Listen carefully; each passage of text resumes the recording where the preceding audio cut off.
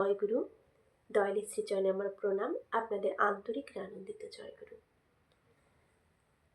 ক্ষৌরী কবে করতে নেই এবং কেন, বা কবে করতে হয়, তার মানে এই যে চুল দাড়ি নখ আমরা যে কাটি, সেটা কবে কবে কাটতে হয়, কি কি বার কাটতে হয় আর কি কি বার কাটতে হয় না, ঠাকুর এটাও বলে দিয়ে গেছেন।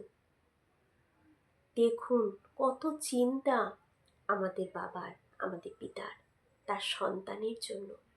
কোনো কিছুই তো তিনি বাদ রেখে যাননি। এই সামান্য সামান্য জিনিসগুলো তিনি আমাদের জন্য বলে দিয়ে গেছেন। কতটা ভালোবাসা, যে আমাদের জন্য কখনো কোনো কিছুর অসুবিধে না হয়, তার জন্য তিনি সব, ধরুন আমার সন্তান ঘরে আছে, আমার সন্তান, আমি তো আর চিরকাল থাকবো না, আমার সন্তান কিভাবে সারাটা জীবন, সারাটা দিন, সারাটা মাস, সারাটা সপ্তাহ, সারাটা বছর চালাবে, তার জন্য আমি একটা দিনপঞ্জি রেডি করে ঘরে রেখে দিয়ে গেলাম। ও শুধু ওটা দেখবে আর চলবে, সঠিকভাবে চলার সব কিছু লিখে দিয়ে গেলাম। ঠিক তেমন ঠাকুর আমাদের সকলের জন্য এই দিনপঞ্জি রেডি করে দিয়ে গেছেন।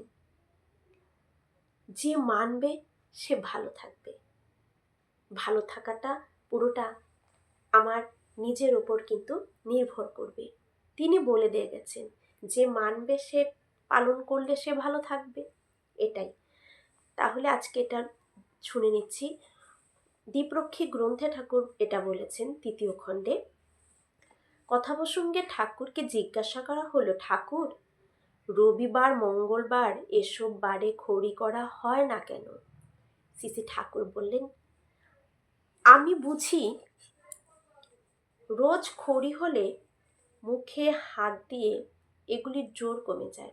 ঠাকুর বললেন, রোজ যদি খড়ি করা হয়, মানে রোজ যদি দাড়ি কাটা হয়, মুখে হাত দিয়ে ঠাকুর দেখালেন, তাহলে এগুলির জোর কমে যায়, এই সেলগুলোর জোর কিন্তু কমে যাবে। যেমন আমাদের মাথার চুল, রোজ যদি একটা চুলকে রোজ যদি আমি ছিঁড়ে ছিঁড়ে তুলে ফেলি, এই মাথার চুলের যে গোড়াটা, এই মুখে এই গোড়াটার কিন্তু জোরটা কমে যাবে, তখন ওই চুলটা আরেকদিন গজাবেও না, গজালেও সেটা আপনি থেকেই পড়ে যাবে। ঠিক তেমন এছাড়া যেমন মঙ্গলবার সেদিন কামাতে যেয়ে রক্তপাত হয়ে একটা অমঙ্গল না হয়, মঙ্গলবার তার মানে রক্তপাত হওয়াটা খুব খারাপ, এটা ঠাকুর বোঝালো, যে মঙ্গলবার রক্তপাতটা যেন না হয় সেদিকে আমাদের খেয়াল রাখতে হবে। ঠাকুর বললেন যে মঙ্গলবার হয়তো দেখা গেল কামাতে গেল, রক্ত বেরিয়ে গেল, তার মানে মঙ্গলবার রক্তপাত করা যাবে না। আর রবিবার সূর্যবার, রবিবার হচ্ছে সূর্যদেবের বার, সূর্যবার। সূর্য হলো আমাদের আত্মা, এই আত্মা হচ্ছে সূর্য, কিন্তু আমাদের আত্মা। তাহলে রক্তপাতে আত্মা কলুষিত না হয় সেই জন্য। আর তাহলে আমার আত্মা ওই রবি, সূর্য হচ্ছে আমার আত্মা।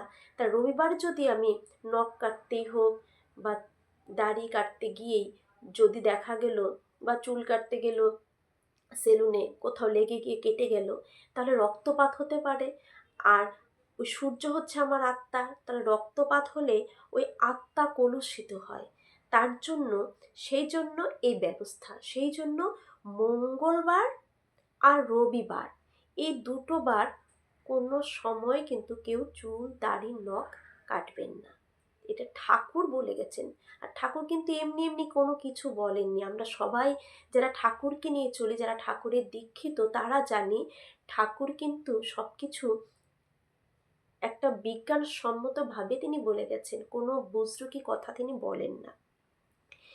এরকম জোড়াতালা দিয়ে একটা খাড়া হয়েছে আর কি, মানে এরকম একটা জোড়াতালা দিয়ে একটা খাড়া হয়েছে, এটাই তো। আমি তো মানি রবিবার আর মঙ্গলবার, ঠাকুর এটাও বললেন, ঠাকুর নিজে এই রবিবার এবং মঙ্গলবারটা ঠাকুর নিজে মানতেন। আর ঠাকুরের আমি আরেক জায়গায় পড়েছিলাম, আলোচনা প্রসঙ্গে, কথা প্রসঙ্গে এক জায়গায় পড়েছিলাম, ঠাকুর নিজের জন্মবারটাকে মানতেন, জন্মবারেও ঠাকুর এই কাজগুলো করতেন না। তাহলে আমরা জেনে নিলাম যে চুল দাড়ি নখ এইগুলো ঠাকুর বলে গেছেন রবিবার আর মঙ্গলবারটা যাতে আমরা না মানি আমাদের মঙ্গলের জন্য।